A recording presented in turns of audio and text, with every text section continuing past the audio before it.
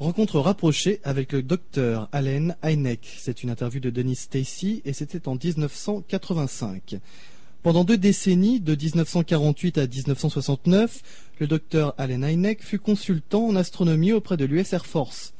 Cependant, son domaine ne recouvrait pas le programme spatial naissant, ni même la Lune et les étoiles, mais les objets volants non identifiés. En 1973, il a fondé le CUFO, Center for UFO Studies, dont il en assurait la direction, ainsi que l'édition de son magazine International UFO Reporter. Première question, Dr Hynek, en tant que scientifique, vous êtes certainement le plus ancien dans l'étude du phénomène ufologique. Racontez-nous comment cela a commencé. Monsieur Hynek, ce n'est pas bien compliqué. Au printemps 1948, j'enseignais l'astronomie à Columbus, l'université de l'Ohio. Un jour, 3 hommes, et ils n'étaient pas vêtus de noir, sont venus me trouver, envoyés par la base Air Force de Wright-Patterson, située à Dayton, dans les environs. Je me souviens qu'ils ont commencé à me parler de la pluie et du beau temps, de choses comme ça, et finalement l'un d'entre eux m'a demandé ce que je pensais des soucoupes volantes. Je leur ai répondu que pour moi c'était un ramassis d'absurdités, et ça a paru les mettre à l'aise. Alors ils en sont venus au sujet de leur visite. Ils ont déclaré qu'ils avaient besoin d'un conseil en astronomie parce que leur mission consistait à tenter d'éclaircir ces histoires de soucoupes volantes. Ils disaient avoir besoin d'un astronome pour faire le tri entre les phénomènes liés aux météorites et autres objets célestes. J'ai pensé que ce serait amusant d'accepter et de bénéficier d'une classification top secret et tout le reste. À cette époque, ça s'appelait le projet SIGN, et certains participants avaient l'air de considérer le problème assez sérieusement. En même temps, il s'était creusé un fossé important au sein de l'Air Force entre 2 écoles de pensée. D'un côté, il y avait ceux qui préparaient sérieusement un rapport d'évaluation destiné au général Vanderburg, mais de l'autre, il y avait un groupe d'opposants qui finalement emportèrent le morceau et les plus motivés furent disséminés dans différents endroits. En d'autres termes, les négatifs avaient eu le dernier mot. Ma propre participation à ce projet SIGN n'avait rien arrangé à cette situation parce que je pense que la plupart de mes propres évaluations étaient empreintes d'une tournure négative. J'allais chercher très loin des explications naturelles, parfois même quand ça ne tenait pas debout. Je me rappelle ce cas du Snake River Canyon, je pense que c'est celui-là où un homme et ses 2 fils avaient vu un objet métallique descendre en tourbillonnant dans le canyon, ce qui avait entraîné un balancement au sommet des arbres. En voulant à tout fin établir une cause naturelle à ce phénomène, j'ai déclaré que c'était une sorte de remous atmosphérique. Bien entendu, je n'avais jamais constaté un tourbillon de ce genre, ni je n'avais au fond une quelconque raison de croire que ça puisse même exister. Mais j'étais tellement préoccupé d'y voir une cause naturelle que j'arrivais à me convaincre qu'il ne pouvait y avoir d'autre explication. Il m'a fallu pas mal de temps pour changer ma tournure d'esprit. Question de Stacey. Est-ce que l'Air Force exerçait une sorte de pression sur vous afin que vous aboutissiez à des explications conventionnelles pour de tels phénomènes? Réponse de Hynek. Il y avait bien une pression implicite, je le confirme absolument. Stacey. En d'autres termes, vous vous êtes retrouvé dans une situation bien connue d'avoir à faire plaisir au patron. Hynek.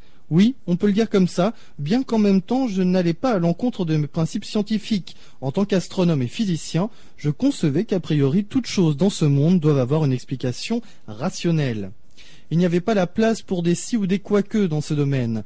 Dans les cas insolubles, je pensais qu'on finirait toujours, en cherchant davantage, avec d'autres moyens d'investigation, par trouver une explication. Mon coefficient d'abattage était d'environ 80% et j'étais plutôt satisfait du résultat. Ça me laissait un 20% de canon élucidé, mais l'Air Force le ramenait à 3 ou 4% en utilisant des moyens statistiques que je ne serais jamais autorisé à vous divulguer. Pour vous donner un exemple, les cas jugés insuffisamment documentés étaient considérés chez eux comme affaires classées. Ils pratiquaient aussi d'autres tricheries. Si une lumière avait été observée, ils adoptaient le raisonnement selon lequel, je cite, « puisque les avions ont des phares, par conséquent, c'est probablement un avion ». Fin de citation. Ensuite, à la fin de l'année, au moment de compiler les statistiques, ils laissaient tomber les possibles et probables, et c'est un avion qui avait été vu. Stacey, qu'est-ce qui a amené votre changement de perception du phénomène?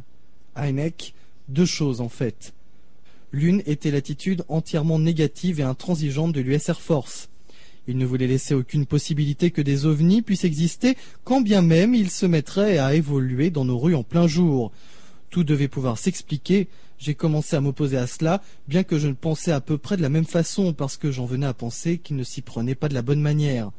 On ne peut pas présumer que tout est noir en permanence. Deuxièmement, Nous avions parfois affaire à des témoins de qualité et je me trouvais déstabilisé. Un bon nombre de cas avaient été rapportés par des pilotes militaires, par exemple, et je savais qu'ils étaient parfaitement entraînés. C'est alors que j'ai commencé à me dire que bon, peut-être, il y avait quelque chose d'autre. C'est le fameux cas du gaz de marée qui m'a finalement fait basculer. À partir de ce moment-là, j'ai commencé à considérer les rapports sous un angle différent, au point de reconnaître que certaines affaires pourraient être dues à des engins réels. Question de Stacy. À mesure que votre propre attitude évoluait, est-ce que celle de l'US Air Force a également changé à votre égard? Réponse du Dr Hynek. Elle a bien sûr changé assez radicalement. En arrière-plan, je dois préciser que le Dr James E. McDonald, avec qui j'entretenais une relation amicale et qui était à l'époque un spécialiste de la météorologie atmosphérique à l'Université de l'Arizona, et moi-même avons eu des accrochages assez vifs. Il m'accusait fréquemment, déclarant qu'en tant que conseil scientifique de l'US Air Force, je devais marteler la porte des généraux en insistant pour que les travaux soient mieux conduits. Je lui répondais « Jim, j'étais sur place, tu n'y étais pas, tu ne peux pas connaître leur état d'esprit ». Il recevait leur instruction du Pentagone, suivant les recommandations du Robertson Panel de 1953. Pour eux, le sujet était complètement discrédité. Point final, rien à ajouter. C'était l'attitude prédominante. Le panel avait été composé par la CIA et je siégeais parmi ces gens-là, mais on ne me demandait pas de co-signer leur résolution. Si on me l'avait demandé, je n'aurais d'ailleurs pas signé parce que leur attitude était essentiellement négative envers cette affaire. Aussi, quand Jim McDonald m'accusait en somme de commettre une erreur de procédure scientifique, j'ai dû lui répondre que j'avais fait ce qui m'était demandé, mais que les généraux n'étaient pas disposés à m'écouter. Ils ne voulaient entendre que les avis du Dr Donald Menzel et les autres types du département d'astronomie de Harvard. Question de Stacy. Avez-vous pensé qu'on allait vous montrer la porte et vous demander de partir sans demander son reste? Réponse de Hynek. Pendant 2 semaines environ. Ça doit vous rappeler l'affaire de Tycho Brahe et de Johannes Kepler dans l'histoire de l'astronomie.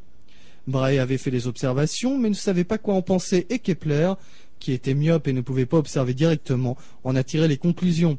Alors pour l'essentiel, j'ai tenu le rôle de Kepler pour le Tycho Brahe de l'Air Force. Je savais que l'Air Force accumulait les données et je voulais y avoir accès. Aussi, j'ai fait un usage intensif des photocopieuses de Wright-Patterson. J'ai pratiquement gardé une copie de tous les éléments parce que je savais qu'un jour ces documents auraient leur importance. Vers la fin, cependant, je ne communiquais plus que très rarement avec le major Quintanilla, qui était notre responsable. Nous entretenions d'excellentes relations amicales au début, et puis les choses ont très mal tourné. Tout ça parce qu'un de ces lieutenants était à mes yeux un abruti complet. C'était du genre la faute à Jupiter ou Vénus, sans plus. Vous n'avez pas idée de la fermeture d'esprit, de la stupidité de cette attitude. J'ai montré beaucoup de ténacité, mais je peux vous assurer que pendant tout le temps de cette collaboration avec l'US Air Force, nous n'avons jamais eu le moindre dialogue, un tant soit peu scientifique sur ces sujets. Question de Stacy. Il n'était donc pas vraiment motivé pour entreprendre une véritable recherche dans ce domaine, Dr Hynek. Il se disait intéressé, bien sûr.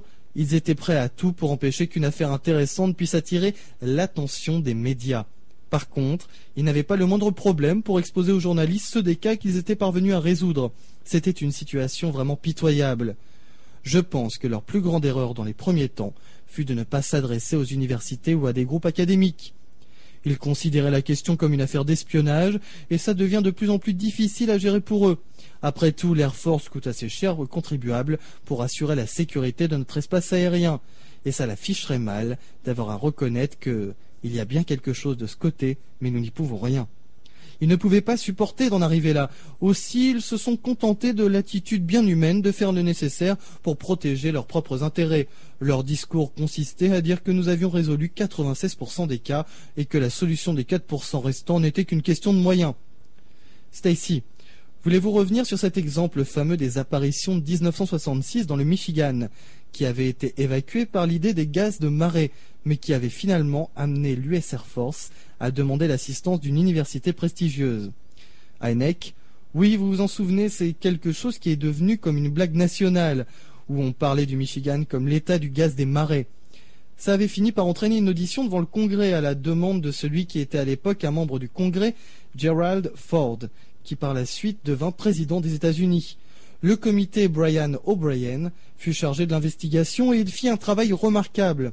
Si on avait tenu compte de leurs recommandations, les choses auraient beaucoup mieux tourné. Il avait préconisé que l'US Air Force soit déchargé du sujet des ovnis et confié à un groupe universitaire, afin que ce domaine soit investigué le plus largement possible.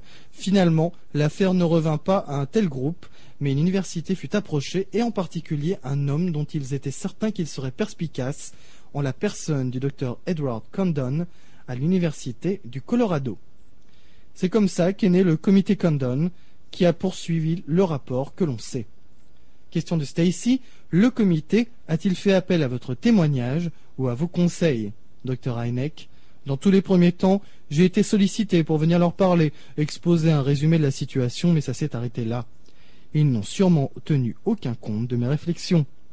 Stacy, en 1968, le rapport Condon fut publié, qui donnait une impression générale plutôt négative, et l'US Air Force s'est servi de ses conclusions pour se débarrasser du problème. Étiez-vous toujours l'un de leurs conseillers ou consultants à cette époque?